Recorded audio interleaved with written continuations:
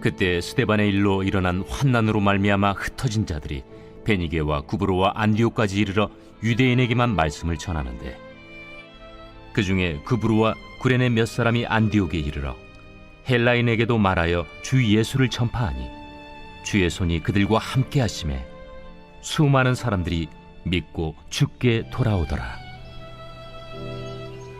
예루살렘 교회가 이 사람들의 소문을 듣고 바나바를 안디옥까지 보내니 그가 이르러 하나님의 은혜를 보고 기뻐하여 모든 사람에게 굳건한 마음으로 주와 함께 머물러 있으라 권하니, 바나바는 착한 사람이요 성령과 믿음이 충만한 사람이라. 이에 큰 무리가 주께 더하여지더라. 바나바가 사울을 찾으러 다소에 가서 만나매 안디옥에 데리고 와서 둘이 교회에 1년간 모여 있어 큰 무리를 가르쳤고, 제자들이 안디옥에서 비로소 그리스도인이라 일컬음을 받게 되었더라.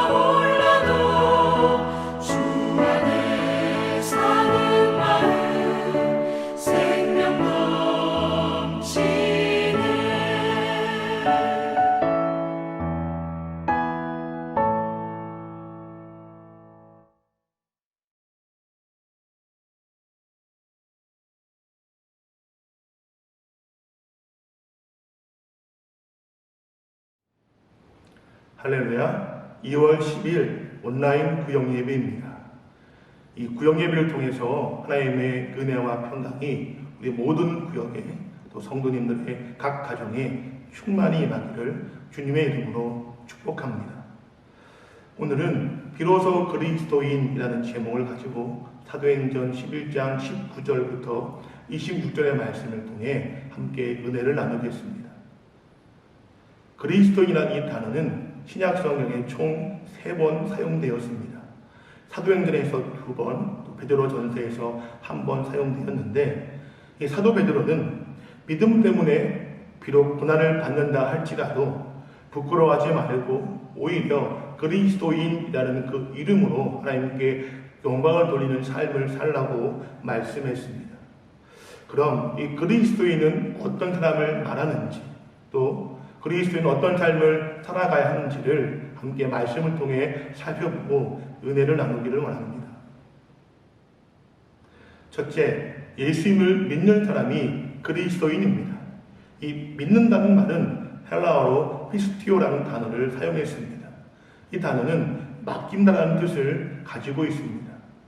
이 믿음이라는 말에는 여러 가지 뜻이 있지만 그 가운데 제일 적합한 뜻은 신뢰한다, 맡긴다는 뜻입니다. 왜냐하면 믿음은 바뀌는 것이기 때문입니다. 믿지 못하면 맡길 수 없습니다. 그럼 누구에게 맡겨야 할까요? 분명한 사실은 사람은 믿고 맡길 만한 존재가 될 수 없다는 사실입니다. 내 모든 것을 성도리째 맡기기에는 사람은 신뢰할 수 없는 존재입니다. 또 권력이나 제도나 어떤 단체도 우리가 신뢰할 수 없고 그것들에게 내 삶을 맡길 수 없습니다. 안전해 보이지만 결코 100% 신뢰할 수 없습니다. 은행도 부도가 나고 권력도 하루아침에 사라질 때가 있습니다. 하지만 하나님은 결코 그렇지 않으신 분이십니다. 하나님은 우리가 믿고 의지하고 신뢰할 만한 분이십니다. 내가 가진 모든 것을 다 맡겨도 아무런 문제가 없으신 분이십니다. 하나님은 신실하셔서 부도나 부패나 부정이나 불의가 없는 분이십니다. 그러므로 나의 생애, 건강, 시간, 물질, 나의 삶까지도 하나님께 맡길 수 있습니다. 이처럼 주님께 모든 것을 맡기고 살아가는 그리스도의 삶을 살아가시기를 주님의 이름으로 축복합니다. 그것이 바로 믿음입니다. 하나님을 믿고 맡기는 사람이 바로 그리스도인입니다. 예수님을 믿고 나의 삶을 맡기고 살아가는 그리스도인이 되시기를 주님의 이름으로 축복합니다. 둘째, 예수님을 그리스도로 고백하는 사람이 그리스도인입니다. 예수님이 누구십니까? 우리가 예수님을 누구라고 고백하고 있습니까? 그 고백에 따라서 우리가 그리스도인이 될 수도 있고 그렇지 않을 수도 있습니다. 로마서 10장 10절을 보면 사람이 마음으로 믿어 의에 이르고 입으로 시인하여 구원에 이른다라고 말씀하고 있습니다. 이 말씀을 언뜻 쉽게 생각하면 내가 예수님을 마음으로 믿고 입으로 주라고 고백하면 구원을 받는구나 라고 가볍게 생각할 수 있겠지만 로마서가 기록된 배경을 이해하면 이 말씀이 결코 쉬운 일이 아님을 알 수 있습니다. 이 로마 시대에는 주라고 불릴 수 있는 사람은 오직 로마의 황제뿐이었습니다. 이 황제 외에 다른 존재에게 주라고 부르는 것은 로마의 황제를 거역하는 반역죄에 해당했습니다. 그런 시대에 황제가 살고 있는 로마에 있는 그리스도인들에게 예수님을 마음으로 믿고 입으로 주님이라고 고백하며 살라고 말씀하고 있는 것입니다. 이것은 결코 쉬운 고백이 아닙니다. 예수님을 믿는 그 믿음 때문에 어떤 어려움을 당한다 할지라도 어떤 불이익을 당한다 하더라도 당당하게 믿고 그 믿음을 고백하며 살아가라는 그런 말씀인 것입니다. 그러면 그 믿음의 고백을 통해서 구원을 얻는다라고 말씀하십니다.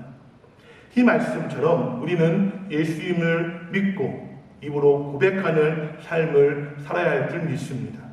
바라기는 이런 믿음을 통하여 그러니까 어떤 상황에도 예수님을 그리스도로 고백하는 그 믿음을 통하여 하나님께 영광을 돌리고 그리스도인다운 삶을 살아갈 수 있기를 주님의 이름으로 축복합니다.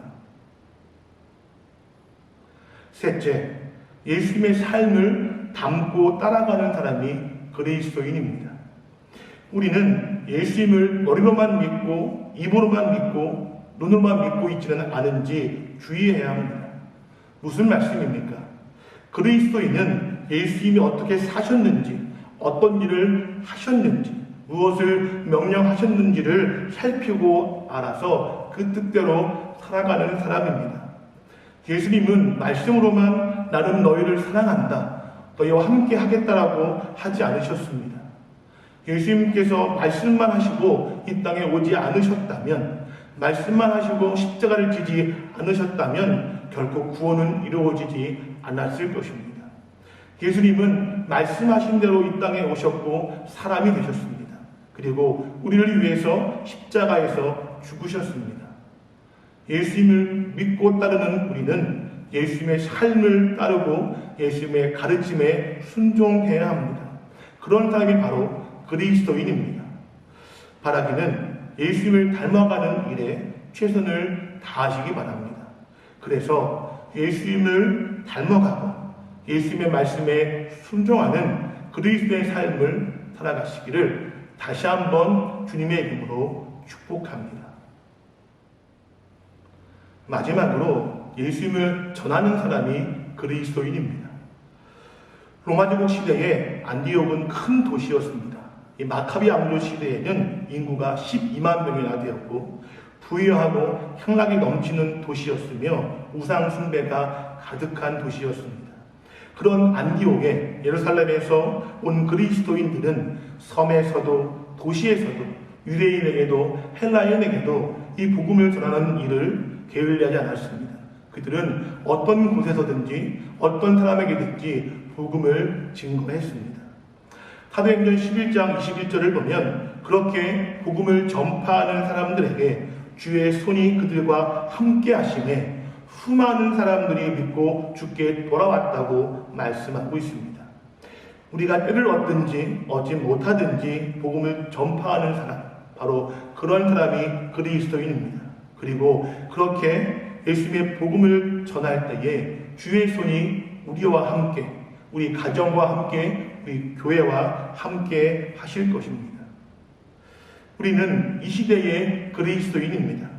그 이름에 합당한 믿음의 삶을, 순종과 전도의 삶을 살아가는 우리 모두가 되시기를 주님의 이름으로 축복합니다.